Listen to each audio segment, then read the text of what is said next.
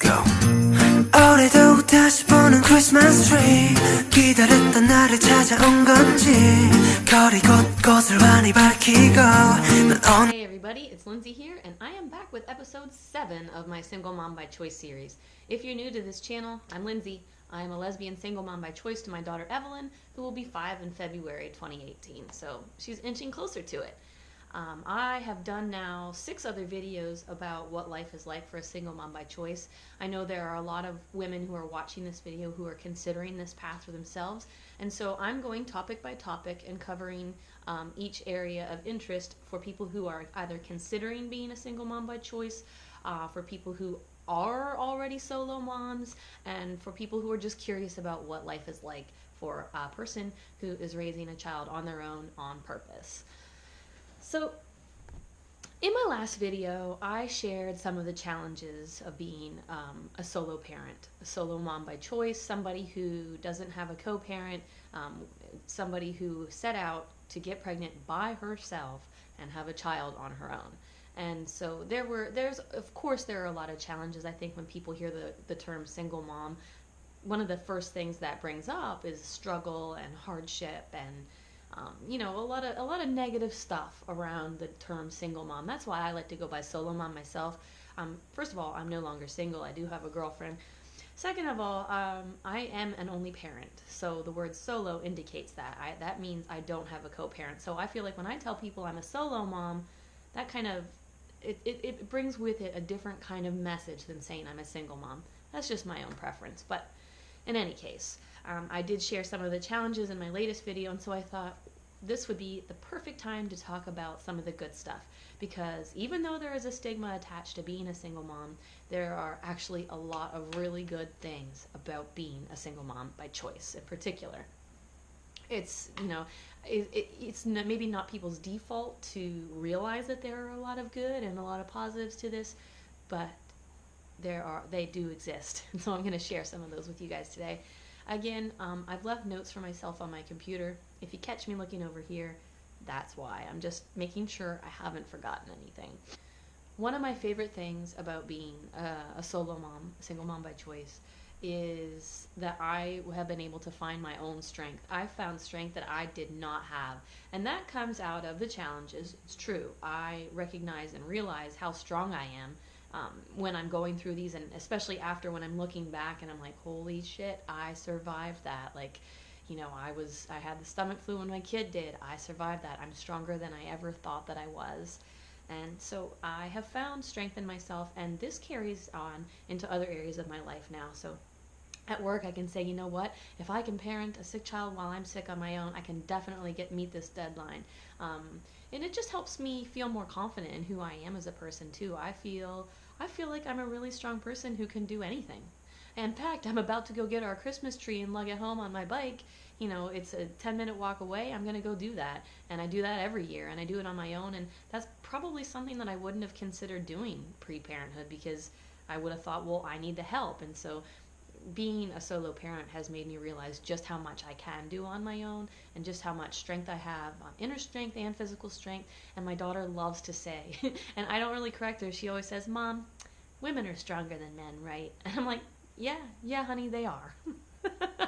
And I know, whatever. I'm not trying to raise a man-hater. I'm trying to raise a little girl who believes in her strength and believes in the fact that she can do anything, absolutely anything that she sets her mind to. And that is why I let her say, yeah, women are stronger than men. And in a lot of ways we are. I'd like to see a man give birth without pain medication and see how he does. So in addition to finding my own inner strength through the challenges and just through, doing it all, literally doing it all, working in the home, outside of the home, trying to maintain some semblance of a social life and connections with my family and friends, I've found my own inner strength and confirmation that I really can do anything that I want to do, just like my mom told me I could when I was little. So in addition to that, I've also found that my daughter and I have a really strong bond. And I don't know if this is a symptom of me being her only parent and pretty much her only caregiver every night of her life. I've only ever had 2 nights away from my daughter, and those 2 nights she was with my best friend Sarah. But she's been with me every night of her life, and that means I've done all the wake ups. It means I've done all the sick care, all the breastfeeding when she was little and a toddler. It means I've done all the caretaking, and I think that has created a stronger bond between my daughter and I that maybe we wouldn't have quite as strong if she had a second parent around who shared in the caretaking. And I would want her to have that strong bond with her other parent, to be sure, but I just think maybe we're extra tight and extra close because we just have each other, and we know that we're a team and we make a great team. And that's another thing my daughter always says. She always says, Mom, we're a great team, right? We're a great team. I'm like, yes. And another thing you should know about my daughter, and I'm not just saying this because she's mine, but Evelyn is honestly the sweetest child in the world. I mean, she is constantly affectionate, hugging me, kissing me, squeezing my hand to tell me that she loves me. Every day of her life, she tells me over and over again how much she loves me. She tells me nice things about myself. She asks about my day. What 4-year-old does that? She cares, too. I mean, she wants to hear my work stories, my friend stories, all of it she wants to hear. And I only tell her age-appropriate stuff, so don't worry about that. But I honestly think my kid is who she is, I think, in part because she has been raised by an only parent. Another obvious positive to being an only parent, to being a single mom by choice, is that I will never have to share custody of my daughter with anybody. So if I'd had her in a relationship and that relationship just ended, then I would have to share custody of her with somebody who maybe I didn't love or respect, maybe I didn't respect as a parent, or maybe I didn't fully trust to take good care of her. I mean, presumably you go into parenthood with somebody that you trust and that you co-parent with, but it doesn't always work that way. You know, I don't have to ask anybody for permission to go on vacation with my kid. I don't have a co-parent who needs to sign off on that. Without sounding insensitive, I just thank my lucky stars that I made the choice that I did to have my daughter on my own, because I know that I won't ever have to go through that. And it's not like anybody ever goes into a relationship thinking or knowing that it's going to end, and they have kids with this person that they know that they're not going to be able to be with forever. But it does happen a lot, and Evelyn and I won't have to go through that. She won't. And on that same line of thinking, I don't have anybody to resent. A lot of my coupled friends who are parenting with somebody else who they had their child or children with, sometimes resentment builds. I've noticed, so-and-so's not pulling his weight. I do everything with the kids. He comes home from work and he relaxes on the couch and I'm making dinner, blah, blah, blah. And there's a lot of resentment that builds over time. And sometimes I get a little bit like, oh, I wish somebody were here to cook dinner while I just cuddled my kid on the couch, that sort of thing. Sometimes I do have those thoughts, but I don't have anybody to resent for not helping out and not pulling their weight. So at least there's that. So yeah, some days I really do wish that I had an extra pair of hands, but by and large, I'm okay with doing it on my own. I'm used to it. Like I said, any additional help, like when my girlfriend's around and she packs Evelyn's lunch or does my dishes for me, that feels like Christmas to me. So I don't have anybody to resent because I don't have a co-parent who is not pulling their weight around the house. So that's another benefit I see to doing this on your own. Yes, you do everything on your own, but at least you're not doing everything on your own while your partner just lays around all day and reads their book or goes on their phone. Another benefit to being a solo parent is that I get to make all the decisions. I call the shots about what we do and when. I don't have to weigh parenting decisions out with somebody else. Sometimes, for the heavier decisions, like should she get the surgery to remove her tonsils and adenoids, I like to get other people's opinions. But that's when I talk to my mom or I talk to my best friend and I share my thoughts and feelings with them about it. So I like that I don't have to ask anybody else what they think. I like that I don't have to worry about my parenting style not jiving with a partner's on a certain issue. I don't have to worry about that. I make Evelyn's discipline decisions. I make the consequence decisions. It's all on me, and I like that. Another thing that I love about being a single parent is that when I feel pride in my daughter, for example, I had her parent-teacher meeting a couple weeks ago, and they said wonderful things about Evelyn. I feel like I was extra glowing because I was like, I did this. Evelyn and I did this together. We're a team. Like, it just made me feel validated as a single parent because a week prior to my parent-teacher conference, I was at the park with Evelyn, and she was playing with some other kids, and this other mom came up to me, and she started talking about kids who are at a disadvantage. And one of the first groups of kids that she mentioned were kids of single parents. Well, kids of single parents are at a disadvantage. And I didn't even say anything to her about me being a solo mom. I just thought, I know that she'd put her foot in her mouth, and it would be awkward. I'm just going to let it go. okay? I just let her talk. And then, a week later, I had my parent-teacher conference, and they were telling me that she is their easiest student. They don't worry about her at all. She's exactly where she needs to be. She includes kids who are sad or who feel left out. She's a good kid, and I felt really proud of myself. First of all, I felt really proud of Evelyn, and then I felt really proud of myself, because I'm like, I got this. I have got this, and I'm doing okay, and she's doing okay, and all the love that I pour into my kid, it's worth it, and it's working out. She's a good person, and I know, and I just feel like, I can be proud of this. I can be proud of this kid. She is who she is in part because of the way I'm raising her.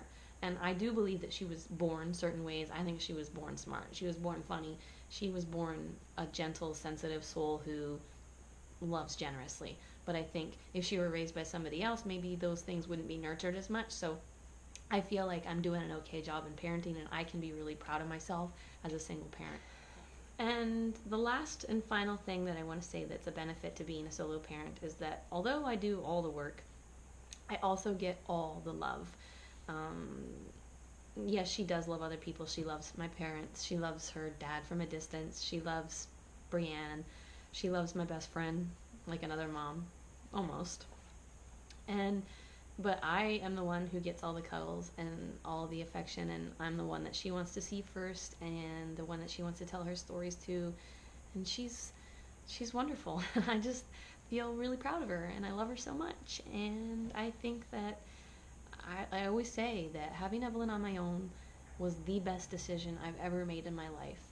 And it wasn't an easy decision to come by, because the thing that I always worried about more than even finances, the thing I always worried about was, am I cheating my child out of the experience of having a two-parent home?